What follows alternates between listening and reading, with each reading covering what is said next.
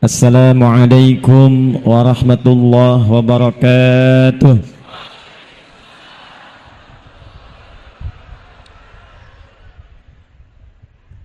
Alhamdulillahilladzi an'ama alaina kamalan ni'mati wal iman. Wassalatu wassalamu ala rasulillahilladzi ursila rahmatan lil alamin bil hannan. Wassalawatullahi alaihi wassalamuhu tam wa ala alihi wa sahbihi wa dhurriyyatihi wa ummatihi ila yaumil mi'ad min baini aidir rahman wa ba'd. Dan yang paling spesial, keluarga saya yang hadir saat ini, seluruh lapisan masyarakat, jamaah yang saya cintai, semoga kehadiran Bapak Ibu saat ini tanpa kecuali dimasukkan dalam golongan hadis Nabi Muhammad SAW. Belum selesai, jangan dulu amin. Hadisnya diriwayatkan oleh sahabat Abu Darda radhiyallahu taala anhu, dimasukkan oleh Imam besar Ibnu Majah dalam salah satu dalam kitab sunannya, dari Nabi SAW berbunyi, qala Rasulullah SAW, man salaka tariqan yaltamisu fihi ilma sahhalallahu lahu tariqan ilal jannah wa innal malaikata la tada'u ajnihataha ridan li talibil ilmi wa inna tullabal ilmi yastaghfiru lahu man fis samawati wa man fil ardi hatta al hittan allati fil bihar wa innal ulama'a warathatul anbiya wa innal anbiya'a lam yurithu dinaran wala dirhama fahadduhu bihadin wafir. Paham? Tidak. Man ismun mausulun yadullu ala al-fardiyatil 'amiyah. Kata sambung konjungsi menunjuk pada setiap personnya, setiap orangnya, tapi maknanya umum. Jadi kalau ada ayat di Quran, ada hadis Nabi dibuka dengan kata man, artinya Nabi ingin mengajak bicara pada setiap kita. Karena itu kata para ulama, posisikanlah sabda Nabi itu untuk kita sebagai pribadi. Apapun jabatannya, apapun statusnya, ini Nabi sedang bicara secara personal dengan kita. Saya mau tanya pada ibu, bapak jangan dulu, karena bupatinya perempuan. Ibu kalau diajak bicara berdua dengan ibu bupati, senang tidak? Oh. Diberikan hadiah oleh ibu bupati secara personal, senang tidak? Ini Nabi ngajak bicara langsung kepada kita secara personal dan memberikan hadiah melebihi hadiah-hadiah dunia.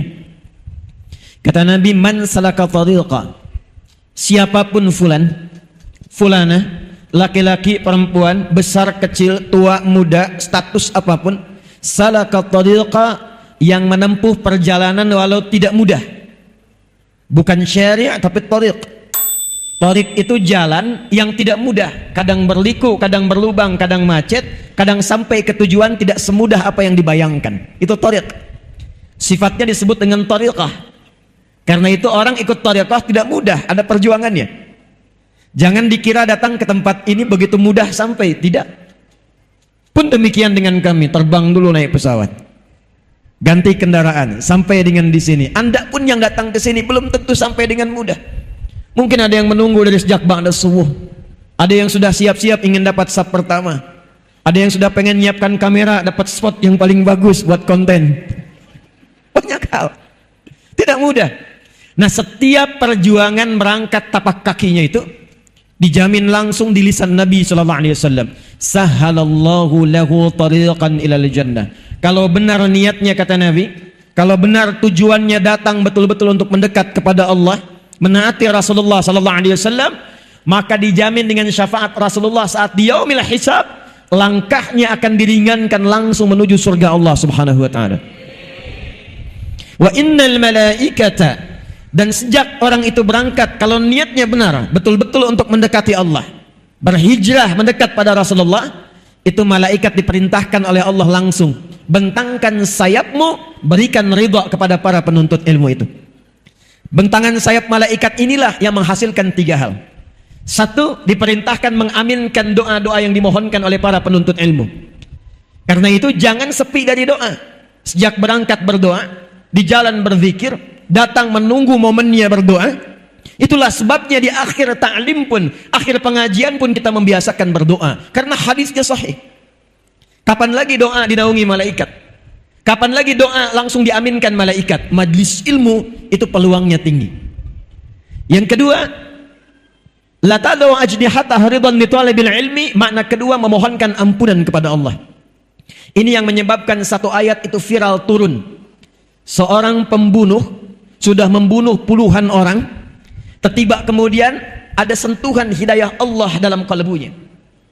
Allah itu begitu rahman dan lembut kepada hambanya, walaupun dosa itu bergumul, tapi nyawa belum sampai ke kerongkongan, masih diberikan haknya untuk mendapatkan hidayah.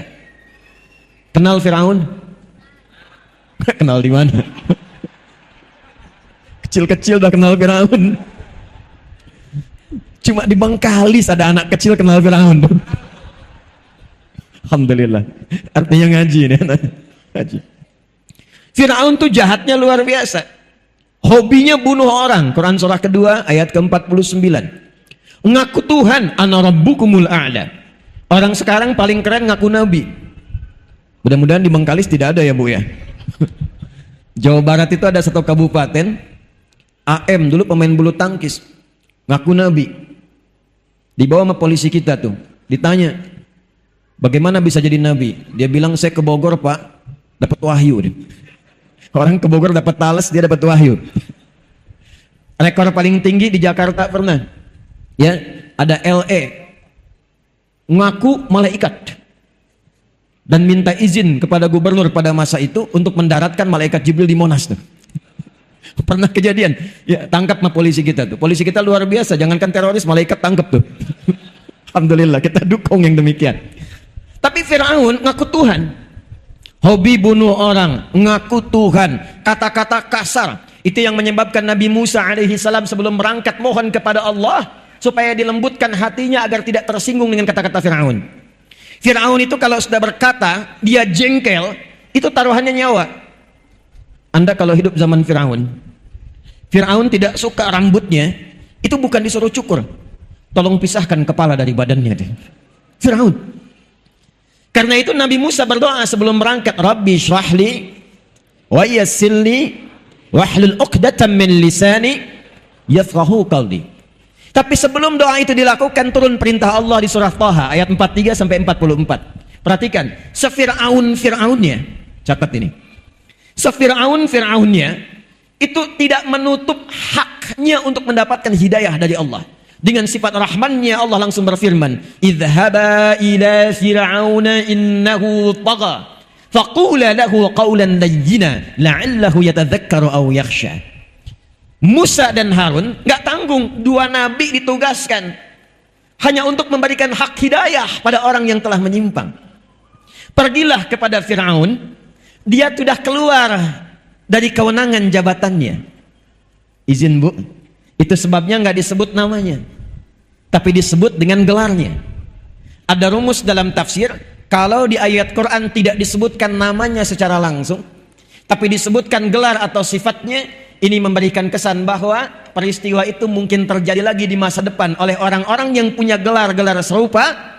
Karena itulah datang hidayah untuk meluruskan supaya tidak terjadi di masa depan. Fir'aun dari kata faraoh artinya raja, yang punya kedudukan, yang memimpin. Maka pesan di ayat ini, hati-hati, kalau sudah jadi pimpinan, jadi pemimpin, akan ada potensi-potensi godaan untuk keluar dari kewenangan-kewenangan. Kalau menemukan yang seperti itu, bukan dicela, bukan dihinakan, bukan direndahkan. Dahsyatnya Al-Quran mengajarkan, katakan dengan kelembutan. Faqula lahu qawlan layyina. Ingatkan itu raja dengan lembut, dengan halus. La'allahu yatadhakkaru aw yakhsha. Mungkin dengan kelembutan dan kehalusan itu dia sadar ada sesuatu yang dilakukan bukan pada tempatnya. Itulah Islam. Itulah Islam. Tapi yang mau saya katakan, Fir'aunnya masih dapat hidayah.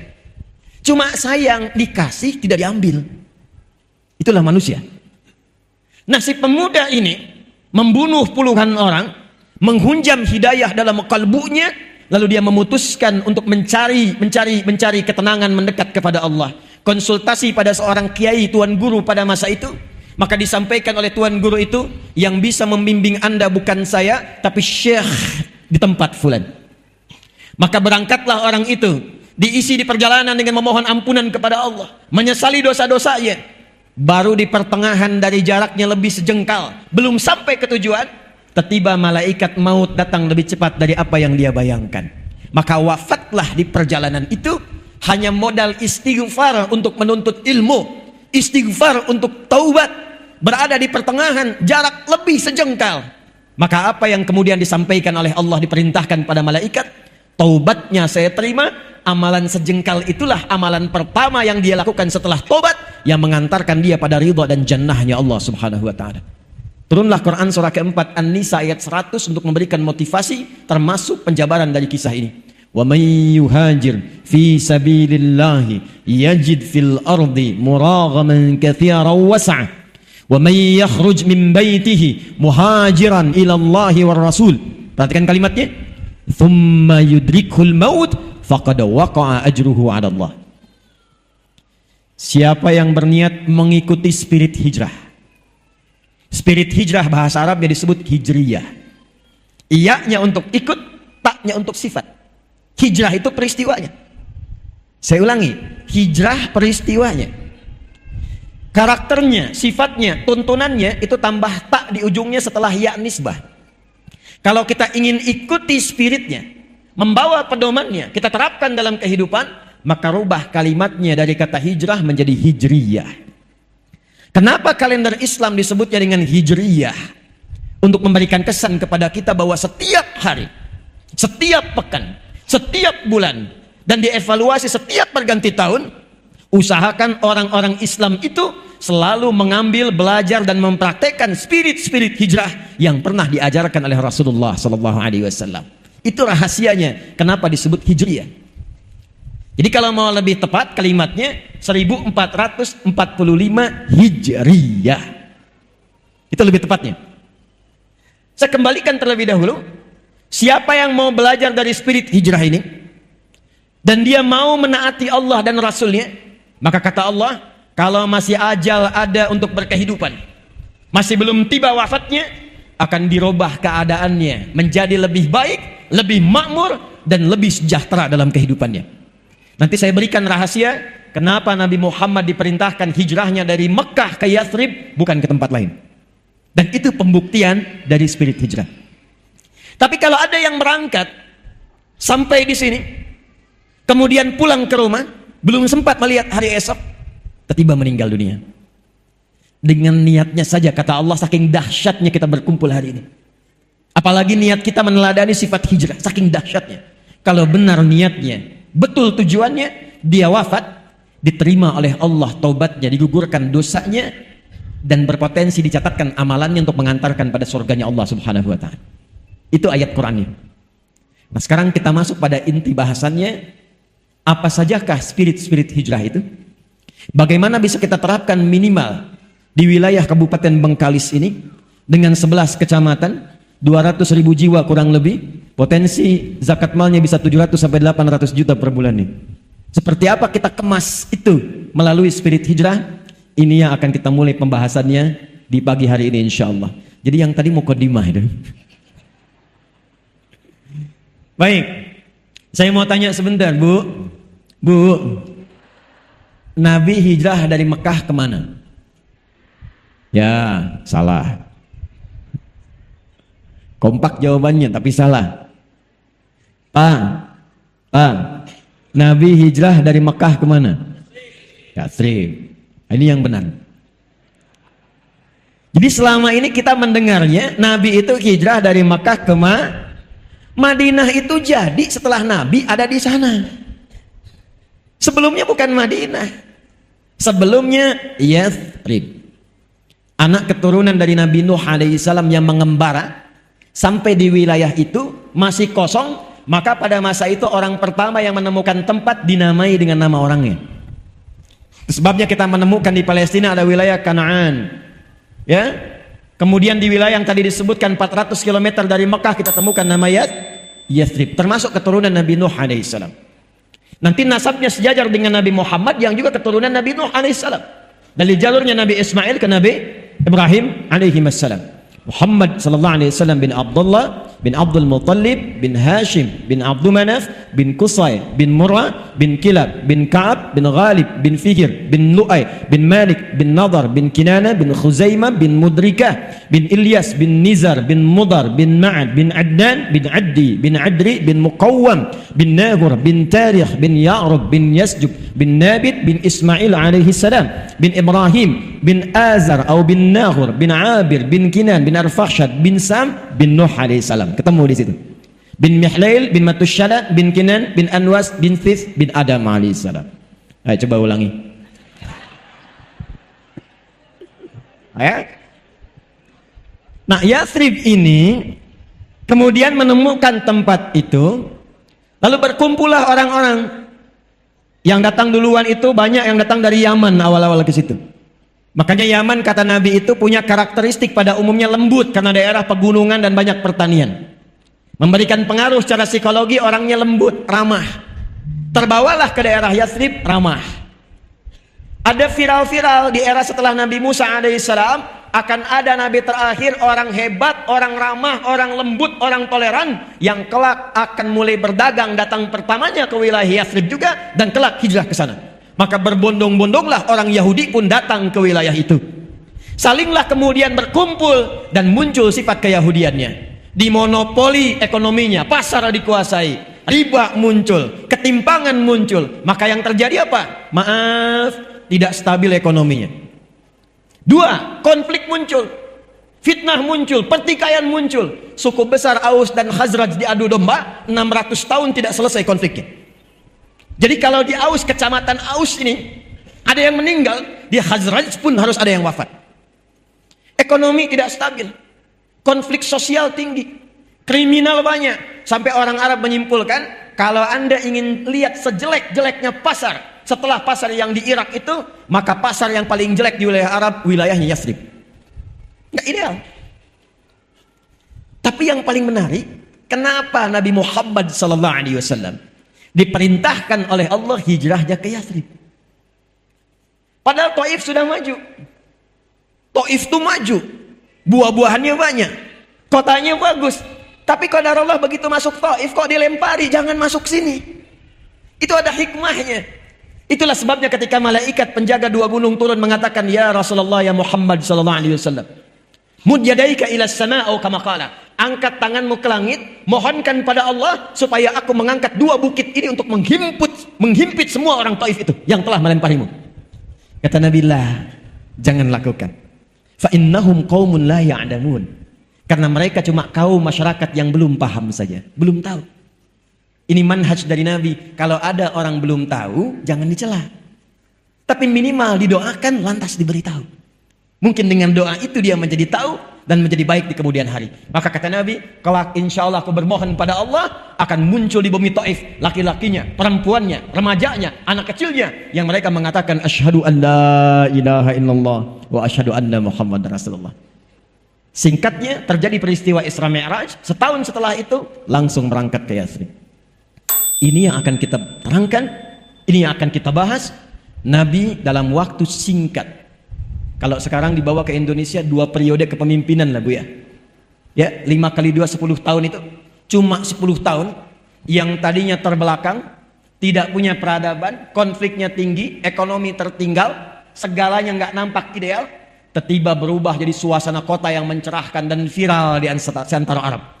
Kalau mereka bertanya, mana pasar yang paling bagus? Itu tuh Madinah. Suasananya sudah berubah jadi kota. Mana orang yang paling jujur? Ada di sana, Madinah. Dari suasana terbelakang jadi suasana kota yang menginspirasi, yang mencerahkan. Dalam bahasa Arab, kota yang menginspirasi, mencerahkan disebut dengan Al-Madinah Al-Munawwarah. Itulah sebabnya diabadikan nama ini sampai dengan saat ini untuk memberikan pesan. Siapa yang ingin belajar menata kota yang tadinya terbelakang, mungkin tidak dikenal, mungkin belum ada pengetahuan yang hebat, mungkin belum stabil ekonominya, maka belajar dari spirit hijrah. Kalau benar dipraktikkan, maka dia bisa menjadi seperti kota-kota yang pernah dijelajahi oleh sahabat. Tidak ada satupun sahabat yang belajar dari kurikulum ini, menginjakkan tapak kakinya di setiap tempat, kecuali tempat itu maju. Lihat Andalus, Iberia, Spanyol, Portugal. Itu sebelum Ronaldo lahir. Pique muncul, Xavi muncul, Barcelona, Real Madrid, Sevilla muncul semua. Itu nggak ada apa-apanya terbelakang. Kapan jadi maju punya peradaban 7 abad. Ketika seorang gubernur namanya Musa bin Nusair memerintahkan Tariq bin Ziyad, Pangdam, Panglima wilayah provinsi Afrika Utara pada masa itu, berangkat ke Iberia. Rakyat Andalusia meminta untuk membawa nilai-nilai keislaman dipraktikkan di sana. Nggak nunggu waktu lama, selang beberapa waktu langsung jadi kota berperadaban. Peradaban Islam di Andalus. Eropa yang sekarang maju dapat dari mana pedomannya? Dapat dari mana tuntunannya? Yang Anda lihat sekarang Amerika, Eropa, ada Inggris kemudian, ada Belanda kemudian, ada Jerman kemudian, sampai bahkan ke Pasifik, ke Jepang. Dari mana semua tuntunan itu? Kalau jujur mau belajar sejarah, semua turunannya akan mengerucut kepada masa-masa keemasan di Spanyol yang terhubung nasabnya kepada nilai-nilai keislaman dalam hijrah. Cepat. Ada 3. Ada berapa? Ada 3. Yang paling pokok, yang bila ini dilakukan dan diterapkan di setiap daerah manapun, akan merubah daerah itu secara otomatis menjadi suasana kota yang mencerahkan. Bengkalis siap? Bengkalis siap? Takbir. 1. Tidaklah Nabi datang ke Yathrib. Sebelumnya beliau telah melakukan mitigasi dan riset, bahkan dibimbing oleh wahyu. Ini Bu, yang paling penting ketika diangkat menjadi bupati, berpartner kemudian juga dengan DPRD-nya, Forkompindanya, diriset mitigasi. Bagaimana karakter wilayahnya 11 kecamatan 200.000? Apa kecenderungannya? Bagaimana keadaannya? Bagaimana interaksi sosialnya? Maka ketika Nabi menemukan ada konflik yang dengan konflik itu tidak pernah menyebabkan stabilitas, sulit melakukan pembangunan, yang pertama dilakukan mempersaudarakan semua elemen yang ada di Yathrib itu, sehingga semuanya mendapatkan suasana tenang, bahagia dan cair. Maka yang beliau lakukan dan tercatat dalam sejarah, akha bainal muhajirin wal ansar, akha bainal aus wal khazraj. Ternyata di Madinah ada pribumi, ada pendatang. Saya tanya, di Bengkalis ada pribumi tidak? Ada. Ada pendatang tidak? Jangan ada kesenjangan.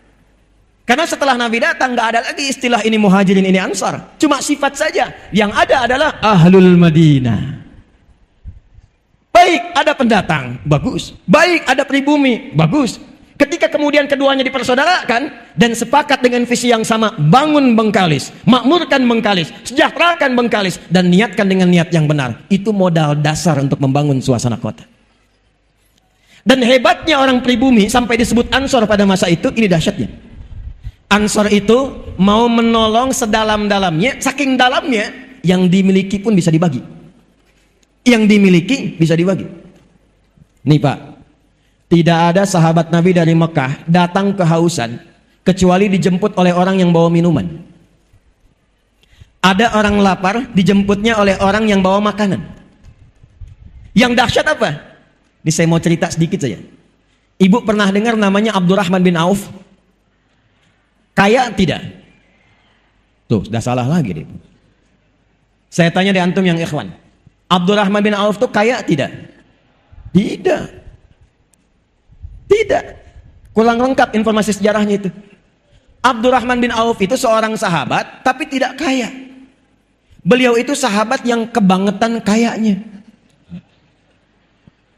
Kaya itu baru level 1. Kaya itu biasa. Level 2-nya kaya banget. Level 3-nya kebangetan kayanya.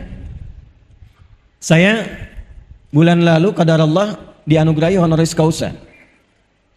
Itu honoris causa yang paling serius, makanya saya terima. Beberapa negara banyak menawarkan, saya tidak menerima. Tapi di Universitas Muhammadiyah Jakarta ini, itu begitu ketat, begitu menantang, sehingga sepanjang perjalanan sejarah kampus cuma 2 orang yang dapat honoris causa. Satu Insinyur Soekarno, presiden pertama. Yang kedua Adi Hidayat.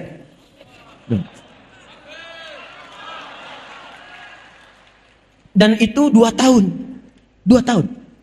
Mesti dilihat kualifikasinya, mesti bikin karya ilmiah. Karya ilmiahnya diuji oleh semua profesor yang ada di situ. Di antara riset yang saya lakukan adalah Bagaimana mentransformasikan pendidikan, menjadikan pendidikan itu bisa membangun peradaban dan kemanusiaan. Salah satu inti risetnya, meriset tentang perubahan orang Islam sebelum hijrah dengan setelah hijrah. Saking kaya bangetnya Abdurrahman bin Auf, kebangetan kayanya, saya konversi nilai kekayaannya, kalau dulu dikonversi ke sekarang, itu jumlahnya sekitar 72.000 triliun. Elon Musk itu baru turun hartanya dari 3.000 jadi 2.800. Jeff Bezos cuma 1.800. Orang paling kaya sekarang 3.000 triliun. Abdurrahman bin Auf 72.000 triliun. Kebangetan gak tuh? Utsman bin Affan itu hampir 50.000 triliun. Bahkan di antara asetnya masih ada sekarang setelah 15 abad. Anda kalau nanti umrah atau haji ke Madinah, saya doakan yang belum berangkat insya Allah berangkat ya. Ya, tidak cukup dengan amin, nabung ya. Nabung. Nanti ke Madinah itu ada hotel. Hotelnya namanya Wakaf Utsman bin Affan. Punya hotel setelah 15 abad, orangnya nggak ada. Investasinya cuma beli sumur plus beberapa kebun. Diwakafkan karena dulu dimonopoli Yahudi. Sekarang oleh pemerintah Saudi dialihfungsikan jadi hotel. Hasilnya disimpan di tabungan atas nama Utsman bin Affan. Disedekahkan untuk umat Islam seluruh dunia. Orangnya nggak ada, punya tabungan di Bank Saudi. Ini orangnya ada, belum tentu punya tabungan. Gimana bisa begitu? Kebangetan nggak tuh? Kebangetan. Jadi kalau ada orang kaya, baru kaya. Ya. OKB orang kaya, baru. OBK orang baru kayanya. Kaget jadinya. Ya, itu belum ada apa-apanya. Jalan-jalan pakai emas 2 kilo misalnya kan. Itu belum apa-apa bu. Dicek imitasi. Pakai mobil kayak yang bagus, Lamborghini, dicek minjem. Ya cuman endorse. Itu belum masuk ke levelnya. Yang dulu kayak beneran. Tapi kapan itu terjadi? Ternyata setelah hijrah. Setelah hijrah. Nah yang ingin saya ceritakan, itu beliau itu saat memilih hijrah, nggak mudah. Orang Quraisy mengatakan, lihat kalimatnya. Kalau engkau ingin berangkat hijrah ke tempat yang Muhammad tuju, silakan berangkat. Kami nggak akan ganggu, nggak akan persekusi, bahasa sekarangnya, nggak akan eksekusi. Cuma harta yang ada di kamu sekarang, kami rampas. Silakan berangkat dengan pakaian yang melekat di badan saya. Orang Quraisy ingin menunjukkan pada masyarakat, kalau hijrah itu jatuh fakir, hijrah itu terhina. Hijrah itu tidak akan pernah sukses. 400 km kurang lebih harus ditempuh dari Mekah ke Yathrib. Jalan kaki, jangan harap ada kendaraan seperti sekarang. Belum tentu selamat. Saya tanya Bapak dah. Bapak kalau disampaikan, pilih mana? Hijrah berangkat dari sini, misal harus jalan ke Bekasi, atau tinggal di sini, di Kecamatan Mandau, dengan segala fasilitas yang luar biasa. Mobil mewah, rumah megah, harta banyak. Atau tinggalkan semua itu untuk mendapatkan hidayah Allah, pakai pakaian melekat di badan saja ke Bekasi. Pilih tinggal atau berangkat? Jawabnya pelan banget, tinggal. Emang gak mudah. Nanti kita lihat kuncinya apa. Ternyata Abdurrahman bin Auf memutuskan, saya berangkat. Nanti kita akan belajar pada kunci yang ketiga. Kalau ini ada dalam jiwa kita, dunia kecil. Lewat semua. Kuncinya 3. Nanti yang ketiga itu yang akan kita ambil. Tapi yang dahsyat, istri ditanya bu. Karena memang kalau masalah hijrah, suami istri itu kadang-kadang juga belum tentu sama semua. Istrinya ditawari, tenang bu, maaf ya, saya ke perempuan dulu, ke akhwat. Kata orang Quraisy, kalau kamu ikut suami, pakai pakaian yang melekat di badan saja, silahkan berangkat, belum tentu selamat. Tapi kalau kamu memilih tinggal di Mekah, kami berikan semua harta suamimu, kami jamin keamananmu, dan kami berikan kesempatan pilih laki-laki manapun terbaik di Mekah ini untuk dinikahi, kami fasilitasi pernikahannya. Tenang ya Pak, tenang. Bu, anggap suami Bapak nggak ikut saat ini. Kalau ibu ditawari seperti itu, silahkan berangkat dengan pakaian yang melekat ikut suami, atau tinggal di Bangkalis ini, semua harta suami diberikan, difasilitasi, boleh nikah manapun pria yang diinginkan, difasilitasi oleh pemerintahan setempat. Ibu kalau ditanya demikian, saya tanya, ikut suami atau tinggal? Jujur. Masa? Aduh. Kemarin uang bulanan telat aja langsung bikin status. Engkau tidak seperti yang aku kira. Nggak nyangka ya, padahal nyangka tuh. Ternyata istrinya memilih untuk tinggal. Ya ini belum selesai kisahnya. Nih Ansor Bu, Pak Ansor. Nanti saya turunkan ke program ini maksudnya. Begitu berangkat, sampailah kisah ini viral sampai ke Yathrib. Dijemputnya oleh orang paling kaya yang ada di Yathrib, yang kebun kurmanya paling banyak, asetnya paling banyak. Dijemput kemudian ditawari karena beliau menyimpulkan, belum tahu nih punya sesuatu dalam hatinya, belum tahu. Beliau menyimpulkan kalau orang pernah kaya tiba-tiba jatuh fakir, maka akan kesulitan mengelola gaya dan karakternya. Karena umumnya apa yang dimiliki seperti itu gayanya. Kalau cuma sepeda, naiknya naik angkot, turunnya kan menunduk tawaduk, setelah itu sedekah. Udah punya mobil bagus, pakai jas, gayanya kan beda. Buka pintu aja udah nggak bisa. Udah lain. Nah itu rumusnya dalam fisika bab gaya, F1 sama dengan F2. Apa yang masuk itu yang keluar. Tapi kan belum selesai, ada namanya hukum Pascal. Hukum tekanan. F berbanding lurus dengan P, gaya berbanding lurus dengan tekanan. Semakin banyak gaya, semakin tertekan hidupnya. Itu yang menyebabkan orang banyak gaya itu banyak tekanannya, padahal kredit mobilnya. Ya. Itu yang menyebabkan goncangan di kehidupan public figure. Ya, kalau nggak ada bimbingan yang tadi, disimpulkan jangan-jangan sahabat saya begini. Sahabat, tawarannya sederhana. Akhil karim, saudaraku yang mulia, kama qala, sami'tu annaka kunta ghaniyya. Saya dengar Anda pernah kaya. Kalau pengen kaya lagi, khudh nisfa mali, ambil setengah kekayaan saya. Bukan main-main. Saya dengar Anda ditinggalkan istri dan keluarga. Kalau pengen nikah lagi, pilih perempuan paling cantik di Yathrib ini, sekalipun keluargaku, aku fasilitasi pernikahannya. Gantian ya Bu. Tenang. Ini wajahnya udah nunggu masalahnya. Kalau antum para ikhwan ditawari demikian, ketemu orang mengatakan, kalau pengen kaya, ambil setengah kekayaan saya. Kalau pengen nikah lagi, saya fasilitasi dengan siapapun, dan pilih yang paling sesuai menurut Anda. Pertanyaan saya, anggap istri nggak ikut. Kalau antum ditawari demikian di posisi Abdurrahman bin Auf, antum memilih diterima atau tidak ditolak sama sekali? Sebab saya percuma tawarin ditolak juga, saya tahu jawabannya. Karena belum mantap nih yang dimiliki Abdurrahman bin Auf itu dalam jiwanya, yang dilatih oleh Nabi. Yang nanti kita akan bahas. Begitu ditawari kata Abdurrahman bin Auf, jazakallahu khairan, atau kama qala, semoga Allah berikan pahala kepada Anda. Kalau ada yang menawari kebaikan, sekalipun kita tidak bisa mengambilnya, minimal doakan dalam kebaikan lagi. Arini ainal aswaq, cukup tunjukkan kepadaku di mana pusat bisnisnya, di mana pasarnya. Cuman dalam 2 tahun mempraktekkan apa yang Allah kemudian bimbingkan lewat Rasulullah, berubah jadi orang terkaya nomor 3 di Yathrib. Cuma dalam 3 tahun menjadi orang terkaya nomor 1 di Yathrib, dan jadi orang paling hebat di masanya dalam hal kekayaan. Apa yang dicontohkan oleh Nabi mempersaudarakan itu, Bu, Pak. Maka bagaimana cara prakteknya?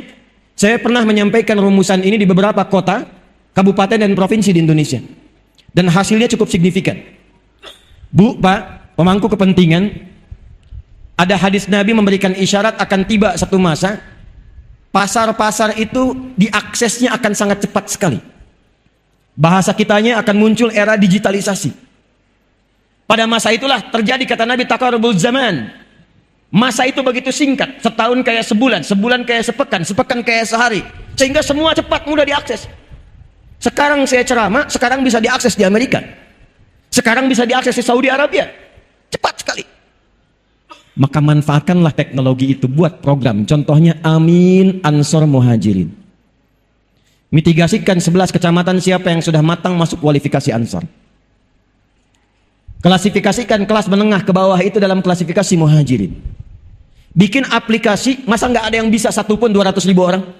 Hire seorang datang, bikinkan aplikasi. Dari situ buatkan tagline-nya Amin Ansor Muhajirin. Masukkan ke aplikasinya, jadikan kemudian persaudaraan setiap kecamatan itu. Kalau ada satu desa membutuhkan sesuatu, tinggal masukkan aplikasi. Di sini butuh pengeboran air. Siapa dari kalangan Ansor yang kira-kira ingin terlibat di dalamnya? Itu tanpa harus menggunakan anggaran belanja daerahnya. setiap orang bisa tergerak untuk membantunya. Karena semua manusia punya fitrah.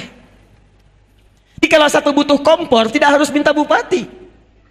Begitu viral, muncul, akan datang yang lain. Saya bagian kompornya. Yang satu mengatakan, saya bagian berasnya.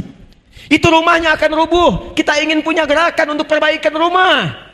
Viral kan? Sebengkalis muncul. Jadi, Ansar Muhajirin. Kalau semua ini dipersaudarakan dan dilatih dalam sholat berjamaah. Dilatih dalam sholat berjamaah. Demi Allah saya katakan, kuat safnya itu. Itulah hijriyah. Jadi satu Al-Muharram itu bukan datang, ngundang penceramah kadang-kadang yang kondang, ceramah, dengar, pulang. Bukan sekedar itu. Begitu banyak yang dikeluarkan, persiapan, kadang anggaran, kadang biaya, kadang pikiran. Kalau kita nggak dapat apa-apa, rugi. Pulang dari sini siap bersaudara? Tuh. Awas jangan sampai sholat tapi nggak kenal siapa yang ada di sampingnya. Itu nggak diinginkan. Makanya disebut jamaah. Jamaah. Nggak, jamaah itu apa?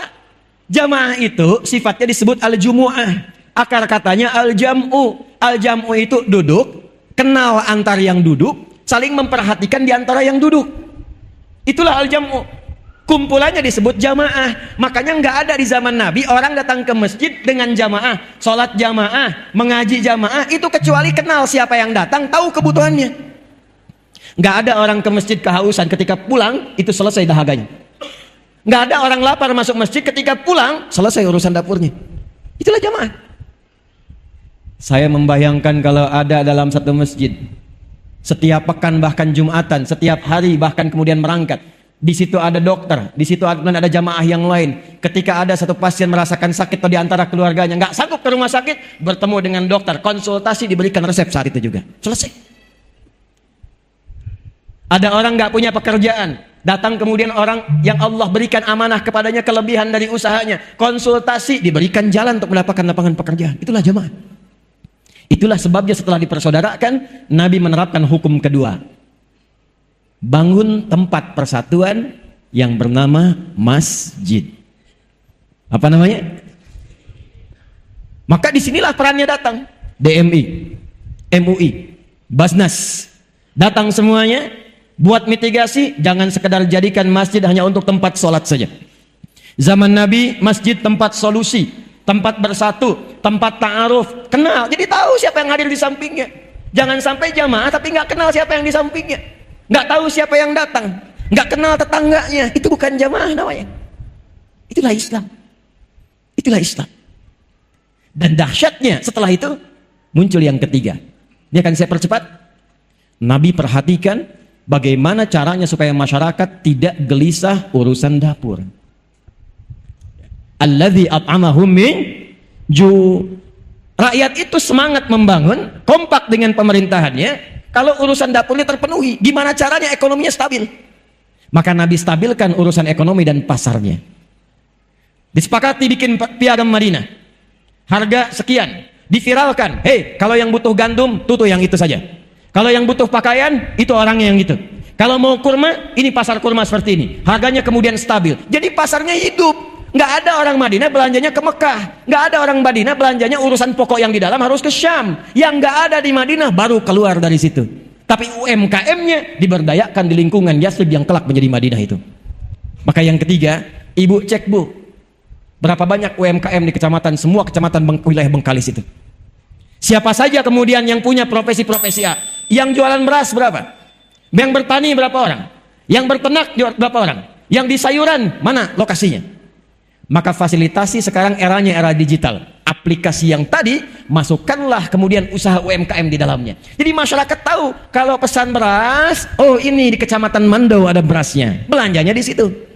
Siapa yang ngantarkan? Bikin program namanya Ojek Soleh. Yang pakai Gojek berikan aplikasi lokal. Itu yang ngantarkan. Biaya dari mana? ASN tiap bulan belanjanya lewat situ. Konfirmasikan lewat Basnas. Masukkan ke dalam masjid, kotak infaknya pakai, modalnya nol, nggak pakai APBD. Saya bukan sekedar teori, kami sudah praktekkan di Bekasi. Kita bikin program Ojek Soleh, di mana absensinya di masjid pakai fingerprint. Ojek Soleh pakai fingerprint, klik bunyi. Kalau bukan bagian dari Ojek Soleh, klik. Saya ustadz, saya kiai, saya cek klik. silahkan coba lagi. Tukang ojek klik masuk. Kapan absensinya dimulai? Subuh. Jamaah. Konsisten sebulan, aman urusan sembako, nggak perlu pikirin di rumah. Sudah dikalkulasikan dari zisnya, zakat, infak, sedekah. Berapa banyak orangnya?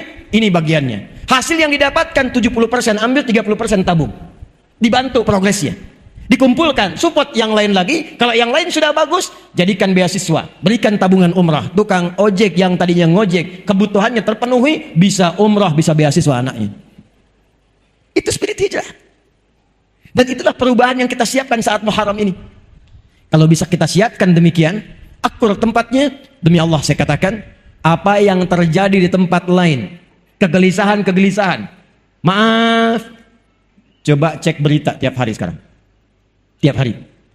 Kumpulkan, bandingkan setiap portal berita. Demi Allah saya yakin 85% isinya kriminal semua. Tanya sama teman-teman polisi kita tuh, tentara kita. Saya kalau buka berita, yang terlihat pertama kali korupsi, pencurian, penjamretan, pembegalan, zina, perkosaan, puncaknya pembunuhan. Ini nggak pernah terjadi. Yang dahsyat itu, yang tadinya jahiliyah, semua khatam perbuatan tadi, khatam. Zina semua jenisnya, khatam. Mabuk paling amatir 5 kali dalam sehari, paling amatir. Pembunuhan hampir tiap hari. Tapi setelah peristiwa hijrah, semua aman, damai, tentram, tingkat kriminalitas nyaris 0, sekian persen saja. Selesai. Maka berubahlah kemudian kota Bengkalis ini menjadi Al-Madinah Al-Munawwarah. Paham? Baik. Bagian penutup di prakteknya. Saya mau tanya, apakah semua yang di Bengkalis ini muslim saja? Tidak. Ada non-muslimnya? Apa semua yang tinggal di Madinah itu hanya semuanya muslim? Tidak. Ada Yahudinya? Ada. Ada non-muslimnya? Kok bisa kompak?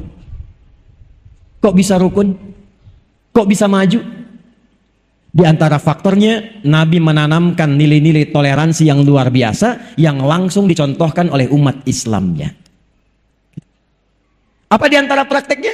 Yuk kita lihat contohnya. Saya berikan 2 saja. Ibu ada yang suka masak, Bu?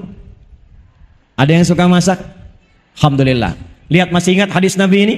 Jika Anda masak makanan, baunya sampai ke tetangga, maka bagilah makanan itu walaupun ibu hafal hanya kuahnya. Jadi ibulah yang masak opor, ibu makan ayamnya, ibu bagi kuahnya ke tetangga, gitu kan? Saat ibu bagi, tetangga, kenapa cuma kuahnya, Bu? Hadis Nabi. Itu ya.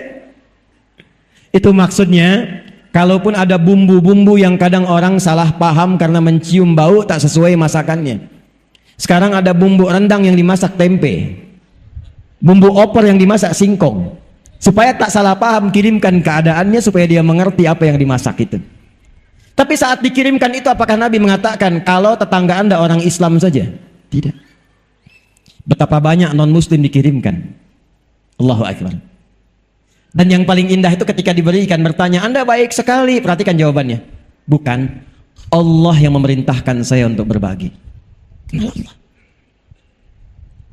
Anda masak, tetangganya mungkin bukan yang muslim saja. Ada yang Kristen, mungkin Hindu, mungkin Buddha. Masak. Datangi. Anda sampaikan begitu keluar, pagi Bu, ini kebetulan saya masak rendang 1 panci. Ibu baik sekali. Bukan. Allah yang memerintahkan saya berbagi. Maka selama hidup dia kenal kalimat Allah dari lisan ibu. Besoknya dia kembalikan panci, Bu, yakin saya. Dia sudah bisa mengucapkan Assalamualaikum. Tuh. Ibu keluar, Waalaikumsalam. Ibu mau mengembalikan panci? Iya. Sekaligus nanya, kira-kira hari ini Allah perintahkan berbagi lagi enggak?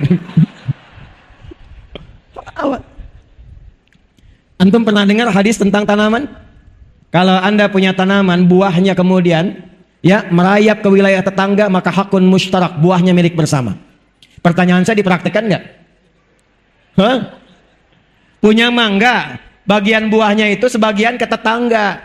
Itu hak Anda dan hak tetangga. Kalaupun dia non muslim, datangi, sampaikan, ketuk pintunya. Saya mau ngasih tahu, apa Pak?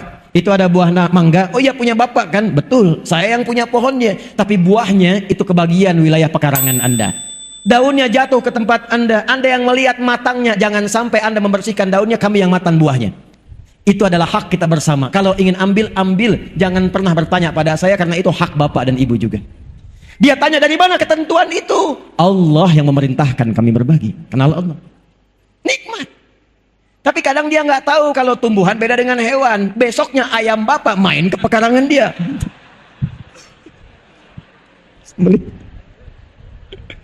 Dia datang siang-siang ketemu bapak, Masya Allah pak, Tuhan bapak itu luar biasa katanya.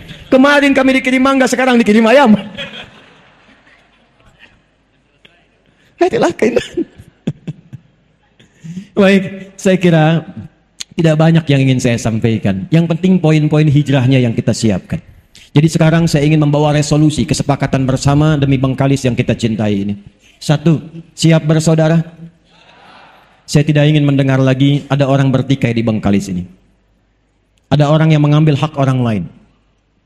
Ada pembegalan di Bengkalis ini. Kalau kita sudah kompak menyiapkan persaudaraan, tunjukkan, berikan inspirasi lewat kegiatan di pagi hari ini ke seluruh wilayah Indonesia, bahwa Bengkalis akan memancarkan cahaya-cahaya kemuliaan sehingga menjadi suasana kota yang menginspirasi dan mendapatkan satu predikat baldatun thayyibatun wa rabbun ghafur. 2, pemerintah dan masyarakat kompak. Hadis Muslim nomor hadis 1855. Perawinya namanya Auf bin Malik al-Ashja'i. Diriwayatkan oleh Imam Muslim, dicantumkan dalam salah satu kitab sahihnya. Kalau ingin kompak, maka kata Nabi rumusnya sederhana, hadisnya sahih. Khiyaru a'immatikum man tuhibbunahum wa yuhibbunakum wa tusalluna alaihim wa yusalluna alaikum.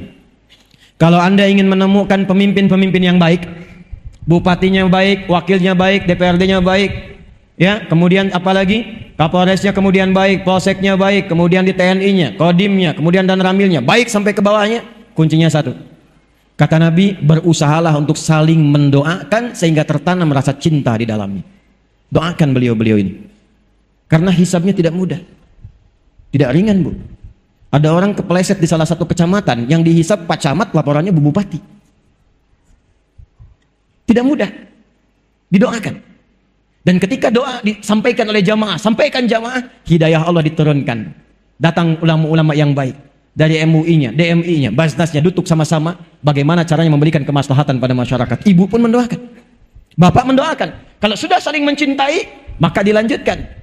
Itulah yang akan menjadikan semua dikumpulkan dalam kebaikan, yang bahkan doa pemimpinnya sulit untuk ditolak oleh Allah Subhanahu wa taala. Kalau Anda kembali, ada masjid, ini sebelum saya tutup, ada masjid tapi nggak ada jamaahnya, tolong data.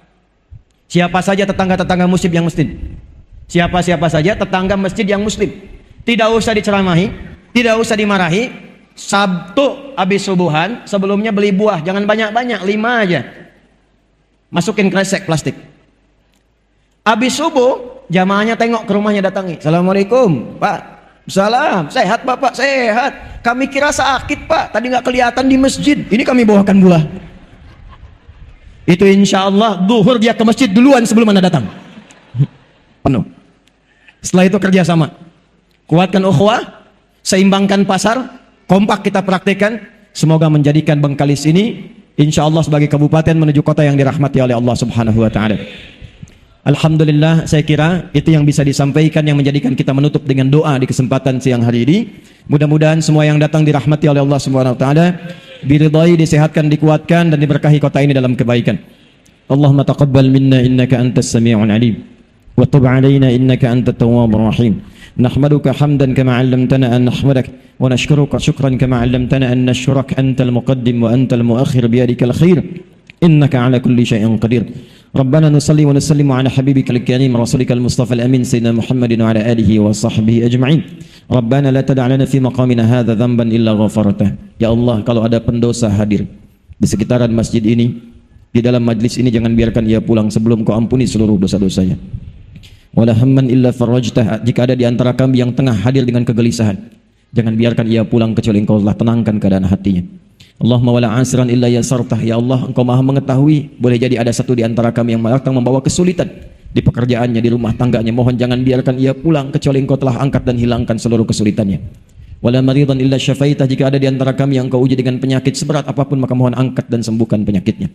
اللهم بارك يا الله هذه المحافظة بلدة طيبة وترضاها هذه البلدية يا أرحم الراحمين كما تحبها وترضاه. Ya Allah, mohon berkahi kota Bengkalis ini, kabupaten ini ya Allah, dengan seluruh penduduknya, para pemimpinnya. Berikan keberkahan yang sempurna yang mendekatkan masyarakat ini kepadamu dengan kedekatan terbaik ya Arhamar Rahimin.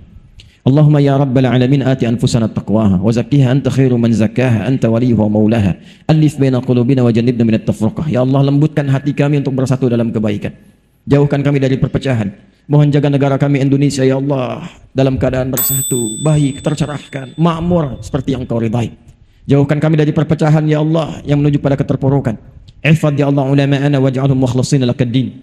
Ya Allah, mohon jaga dan berikan hidayah pada para ulama kami, tuan guru kami adalah ikhlas dalam berdakwah, mencerahkan, menyatukan umat, mengajarkan kebaikan-kebaikan yang mendekatkan kepadamu dan Rasulmu sallallahu alaihi wasallam. Rabbana atina fid dunya hasanah wa fil akhirati hasanah wa qina adzabannar. Wa sallallahu ala sayyidina Muhammad wa ala alihi wa sahbihi ajma'in. Wa akhiru da'wana subhanakallahumma wa bihamdika asyhadu an la ilaha illa anta nastaghfiruka wa natubu ilaik walhamdulillahi rabbil alamin. Karena ibu tadi menutup dengan pantun, maka saya harus jawab pantunnya. Bilang cakep ya. Alhamdulillah. Aura kasih jalan-jalan beli kue lapis.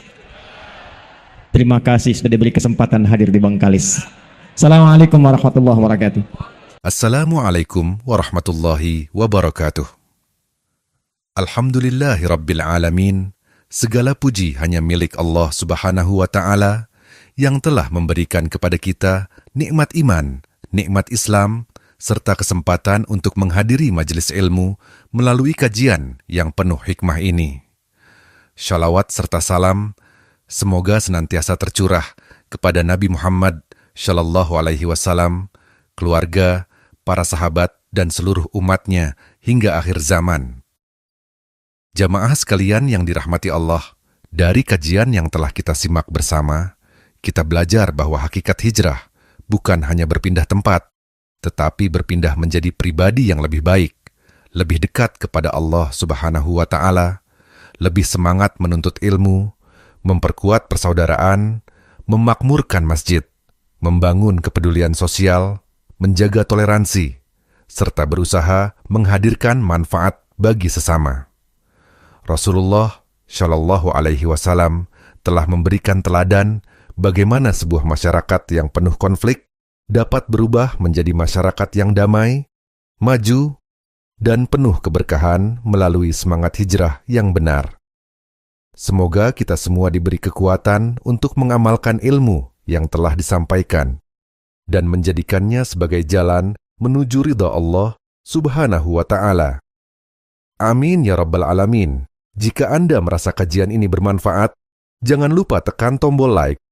Bagikan video ini kepada keluarga, sahabat, dan orang-orang yang Anda cintai agar semakin banyak yang mendapatkan manfaat dari ilmu ini, serta subscribe dan aktifkan lonceng notifikasinya agar tidak ketinggalan kajian-kajian Islam yang penuh hikmah lainnya.